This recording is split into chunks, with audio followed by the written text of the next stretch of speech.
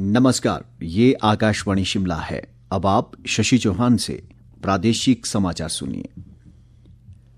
मुख्यमंत्री सुखविंदर सिंह सुक्खू ने कहा है कि राज्य सरकार ने प्रदेश में 2400 करोड़ रुपए की लागत से नए पर्यटन स्थल विकसित करने का निर्णय लिया है। उन्होंने कहा कि इसके पहले चरण में वेलनेस सेंटर स्थापित किए जाएंगे। मुख्यमंत्री ने कहा कि 3 से 7 सितारा श्रेणी के 200 होटल विकसित करने के लिए निजी क्षेत्र को प्रोत्साहित किया जाएगा। उन्होंने कहा कि राज्य सरकार धार्मिक और इको पर्यटन को भी बढ़ावा दे रही है और श्री नैना देवी जी मंदिर में विभिन्न सुविधाएं उपलब्ध करवाने के लिए 100 करोड़ रुपए का प्रावधान किया गया है। नेता प्रतिपक्ष जयराम ठाकुर ने प्रदेश सरकार पर हर मोर्चे पर विफल रहने का आरोप लगाया है। चंबा में पत्रकारों से बातचीत में उन्होंने कहा कि प्रदेश में विकास कार्य ठप हैं और कर्मचारियों व पेंशनरों को वेतन देने के लिए सरकार के पास पैसे नहीं है। जयराम ठाकुर ने कहा कि चंबा जिला के विकास के लिए केंद्र सरकार द्वारा जारी धनराशि का राज्य सरकार सदुपयोग नहीं कर पा रही है।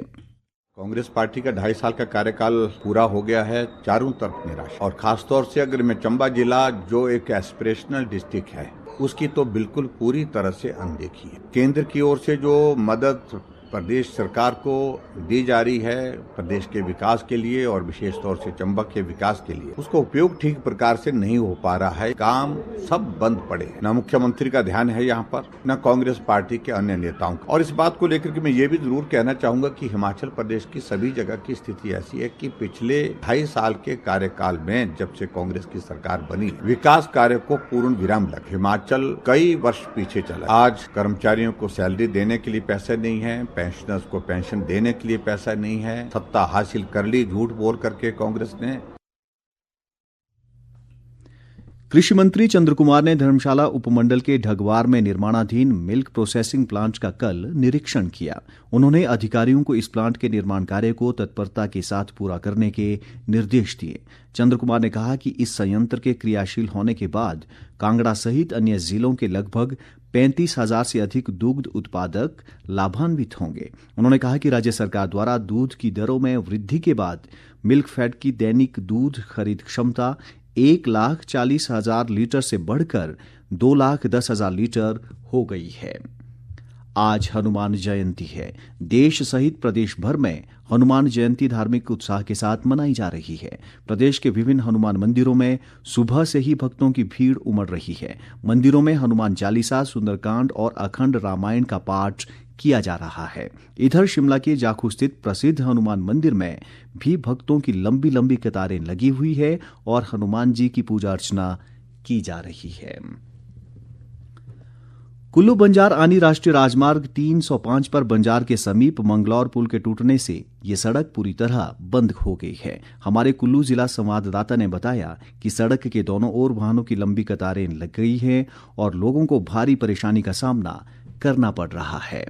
कुल्लू बंजार आनी राष्ट्रीय राजमार्ग 305 पर बंजार के समीप मंगलौर पुल बीती रात टूट गया, जिसके चलते ये सड़क मार्ग पूरी तरह से बंद हो गया है। ये पुल तब टूटा जब इसके ऊपर से एक भारी वाहन गुजर रहा था और वो भी नदी में जा गिरा। फिलहाल सड़क के दोनों ओर वाहनों की लंबी कतारें लग गई हैं और यहाँ से आगे निकलने का कोई दूसरा रास्ता भी नहीं है। लोगों को भारी परेशानी का सामना करना पड़ रहा है। स्थायी पुल बनने में अभी काफी समय लग सकता है। आकाशवाणी के लिए कुल्लू से आशीष शर्मा।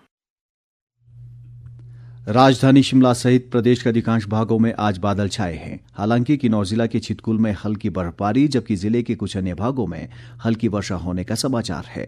मौसम विभाग ने अगले 24 घंटों के दौरान अनेक स्थानों पर गरज के साथ वर्षा व ओलावृष्टि की संभावना जताई है। और अब एक नजर आज के समाचार पत्रों की सुर्खियों पर। आज समाचार पत्रों ने अलग अलग खबरों को प्रमुखता दी है। अमर उजाला ने हाईकोर्ट के हवाले से लिखा है, धर्मशाला में सीयू कैंपस पर 10 साल से हो रही सिर्फ राजनीति। इसी अखबार की एक अन्य खबर है, पावर कारपोरेशन में वित्तीय लेन देन की विजिलेंस जांच कराने की तैयारी। दैनिक जागरण के अनुसार विमल ने की मौत मामले में आज सुक्खू को रिपोर्ट सौंपेंगे कंवर। अब 100 से कम छात्रों वाले 21 कॉलेज होंगे बंद, इनमें 0 एनरोलमेंट वाले 7। शीर्षक से दैनिक भास्कर लिखता है, शिक्षा विभाग ने 4 स्लैब तैयार कर प्रस्ताव सरकारी मंजूरी के लिए भेजा। मौसम संबंधी खबर पर पंजाब केसरी और दिव्य हिमाचल का लगभग एक जैसा शीर्षक है, लाहौल स्पीति में बर्फबारी, शिमला सहित कई जिलों में ओलावृष्टि व बारिश। इसी के साथ ये समाचार बुलेटिन समाप्त हुआ। हमारा अगला बुलेटिन आप सुन सकते हैं सुबह 11 बजे। नमस्कार।